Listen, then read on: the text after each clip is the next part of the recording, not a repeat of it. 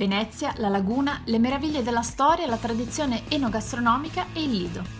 E il Lido di Venezia in questa edizione della Mostra del Cinema sta omaggiando anche il cinema del territorio e le sue più recenti e importanti produzioni.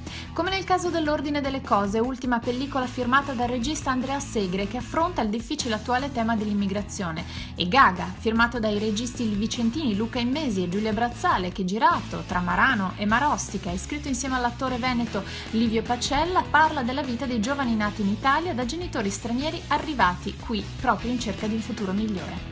E poi largo al documentario Acqua Grande in Crescendo del regista veneziano Giovanni Pellegrini, che racconta il Teatro La Fenice durante la realizzazione di Acqua Grande, opera-evento che commemora i 50 anni dalla terribile alluvione che colpì Venezia il 4 novembre 66.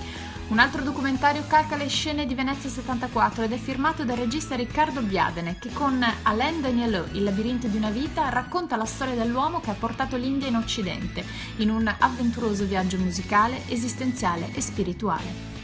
Infine Corrado Ceron, che ha portato a Venezia ben 3 progetti: Scorciatoie, con protagonista l'attrice Maria Roveran, Apnea e Arena, The Power of the Finish Line. Che dire, amici di Sgailand Magazine, e viva il cinema della Terra delle Meraviglie!